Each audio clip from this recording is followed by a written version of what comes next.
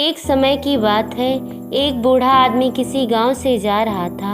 अचानक उसके कानों में किसी के मधुर गीत की आवाज़ सुनाई पड़ी। आवाज़ एक झोपड़ी से आ रही थी। बूढ़े ने भीतर झांका तो देखा कि एक छोटी सी लड़की अपनी ही धुन में मस्त उस गीत को गा रही थी।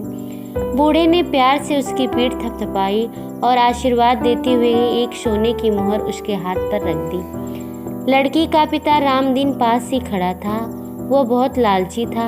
तुरंत उसके दिमाग में एक चाल आई।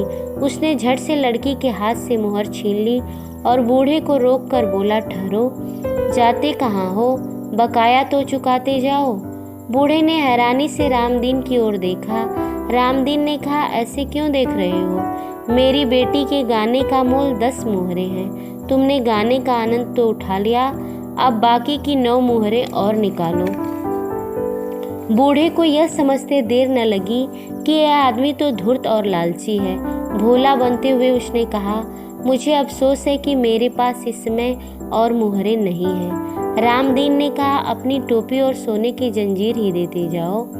इस पर बूढ़ा बोला, तुम मेरे साथ मेरे घर चलो, मैं तुम्हें टकसाल से सोने की 100 मुहरे दूंगा।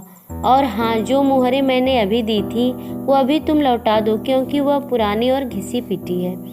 रामदीन को लगा कि बूढ़ा सचमुच भला आदमी है, इसलिए वह उसके साथ चलने को तैयार हो गया। उसकी खुशी का ठिकाना न था। उसके मन में खुशी के लड्डू फूट रहे थे। उसके पांव धरती पर नहीं पड़ रहे थे। अचानक उसके मुंह से निकला, बाबा जानते हो मैं 100 मुहरों का क्या करूँगा? मैं एक महल बनवाऊंगा और राजा से कहूँगा कि अपनी बेटी का विवाह मुझसे कर दे। बूढ़े ने तुरंत उसे टोकते हुए पूछा, लेकिन तुम्हारा तो विवाह हो चुका है, एक प्यारी सी बच्ची भी है तुम्हारी। रामदीन झल्लाया और बोला, तो क्या हुआ, इस बार मैं राजकुमारी से विवाह करूँगा। चलते चलते दोनों राजा के महल के द्वार पर आ गए। उन्हें देखते ही पहरेदारों ने आदर से सिर झुकाया और महल के द्वार खोल दिए। रामदीन हक्का बक्का रह गया। उसने ध्यान से बूढ़े की ओर देखा। उसे पहचानने में देर न लगी कि वह नगर का राजा था, जो रात को वेश बदलकर घूम रहा था। रामदीन को काटो तो खून नहीं, शर्म से वह पानी पानी हो रहा था।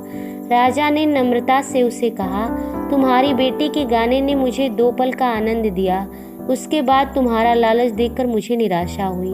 मैंने भी 100 मुहरों का वायदा करके तुम्हें कई क्षणों के लिए खुश किया। उचित यही है कि खुशी के बाद तुम्हें भी निराशा मिले। अब जाओ, निकल जाओ यहाँ से। अपना सा मुंह लेकर रामदीन वापस लौट गया। उसने अपने लालची होने की बहुत बड़ी कीमत चुकानी थी। तो इस कहानी से हमें यह शिक्षा मिलती है कि हमें कभी भी लालच नहीं करना चाहिए। लालच बुरी बला होती है। कहानी अच्छी लगी हो तो वीडियो को लाइक, शेयर और चैनल को सब्सक्राइब करें। मिलते हैं अगली कहानी के साथ, तब तक के लिए।